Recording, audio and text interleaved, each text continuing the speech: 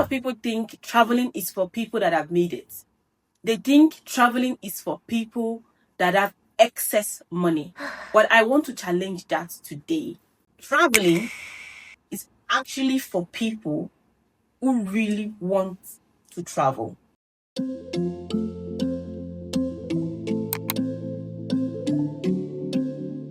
You do not need excess money. You do not need to have bought houses. You do not need to have bought everything in life before you decide to leave this country. You can travel without going broke and without touching your emergency funding. And I will tell you exactly how you can approach it. Firstly, stop treating travel as a luxury and start treating it as a goal. A lot of people see leaving this country as a someday thing, like someday in their lives, someday when they've made it. And these are people that are earning salary. These are people that have businesses. They see it as this outside the realm of possibility. Stop making it a someday thing. Make it in the next 1 year thing. Make it a goal, an achievable goal. The first problem most people have is that traveling is in their someday category. Someday in their lives. Someday when they have more money. Someday when they are more stable. Someday when things align perfectly in their lives. But if you actually want to travel, traveling cannot be your someday goal. You have to just decide to pick a destination, to pick a time. Our brain rewires itself when we have a target, not just a goal. So if there's somewhere that you want to be, there's some place that you want to go, put it on your calendar. Set a realistic budget around that destination and start saving towards it.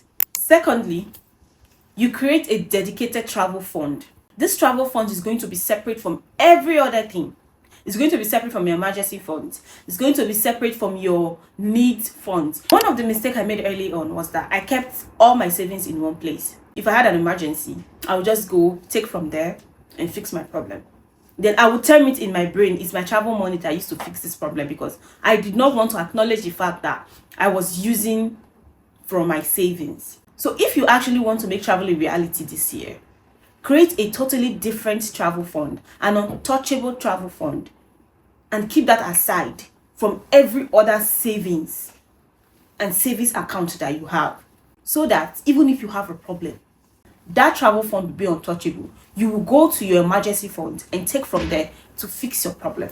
And thirdly, cut one thing and redirect the finances. I'm not going to tell you to stop eating out. I'm not going to tell you to stop buying coffee. I'm not going to tell you to stop buying your favorite things. But look through your life. Look through your bank statement and pick one thing that you don't need anymore. Pick that one thing and redirect that finances into your travel fund. And I promise you, before you know it, you'll be stacking up that money. And fourthly, think in dollars early and not in Naira.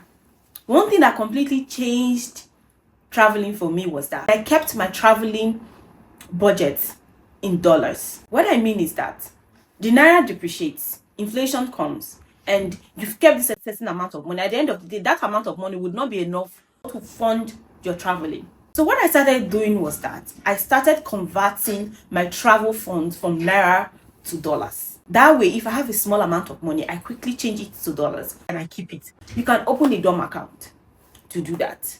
So that way, inflation doesn't touch your Naira. Emergencies doesn't touch your Naira. Because before you are going to think of going to change that dollar that you have saved to Naira, your brain will have to think of another way to solve your problem. Saving consistently, even in small amount, but consistently, is going to go a long way to actually making your traveling a reality. The fifth point is start using your travel windows smartly. Timing matters more than people think. The difference between booking a flight in peak season and off-peak season can change dramatically. Let me tell you. You can save hundreds of dollars if you book a travel destination in their off-peak season. So adjust your timing.